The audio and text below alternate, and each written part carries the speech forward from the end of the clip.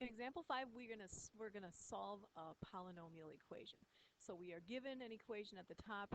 It is rewritten for us under where it says solution.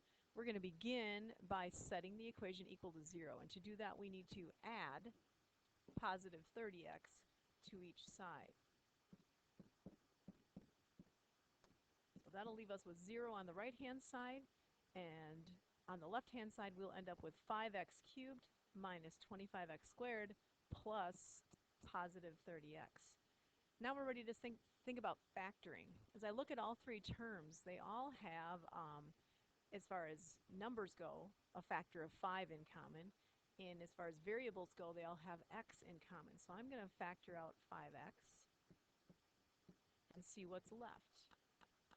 So left here would be x squared. Left here we would have 5x. And here we would end up with 6.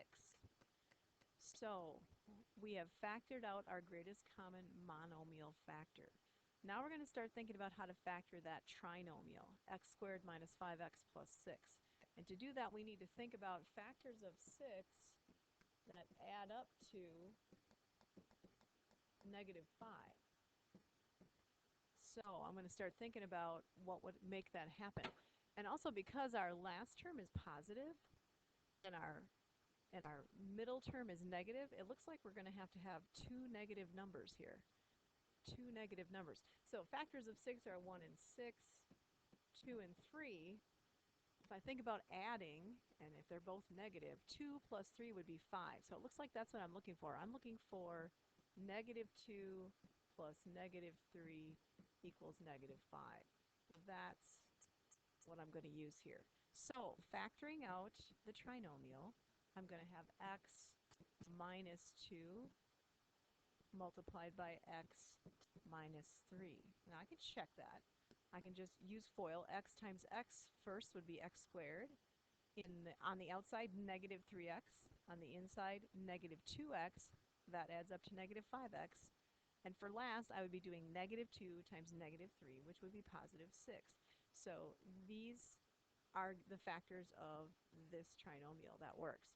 So I've got everything factored out. I have 3 factors that when they're multiplied equal 0, which means that one of those has to equal 0. So 5x could equal 0, or the quantity x minus 2 could equal 0, or the quantity x minus 3 could equal 0.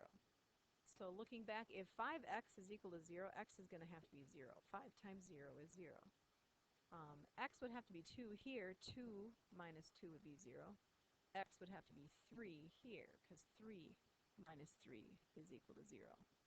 So I have solutions of 0, 2, and 3.